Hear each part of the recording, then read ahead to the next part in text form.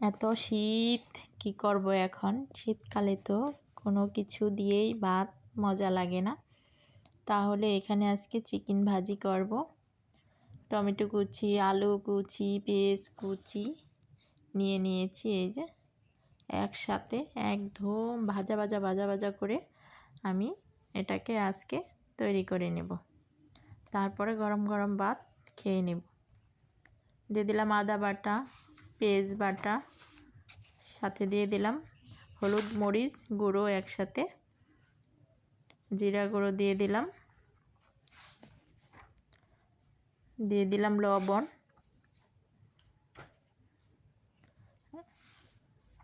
দুইটা দারচিনির টুকরো, একটু এলাচ গুঁড়ো, দিব সরষার তেল, খাঁটি সরষার তেল একদম মিল থেকে নিয়ে আসা হয়। তারপরে এই যে দেখুন, এই যে একদম হয়ে গেছে, তারপরে নিয়ে এসেছি। দেখুন বন্ধুরা, আর দেরি হচ্ছে না, এখনই গরম ভাতের সাথে মাইশা আর আমি তাড়াতাড়ি করে খেয়ে নিব। আর এই যে মাংস ভাজিটা কেমন হয়েছে, তারপর এখন এই যে খেয়ে দেখব, তারপর বলবো। ছিল বাঁধাকপি ভাজি, সেটাও খেয়ে নিচ্ছি। বাঁধাকপি ভাজিটাও কিন্তু খুবই ভালো, পেঁচ করে কাঁচামরিচ দিয়ে একচুটে করে নিলে।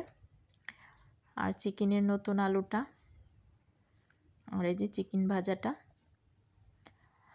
বাসায় ঝোল খেতে কম চায়, কিন্তু চিকেন ভাজাটা কিন্তু একদম খেতে খুব মজা হয়েছে, কোনো কথাই নাই। খেয়ে যাচ্ছি, দেখুন খুব সুন্দর হয়েছে। এই যে মাইশাও খেয়ে নিচ্ছে। তো বন্ধুরা ভালো থাকুন সবাই।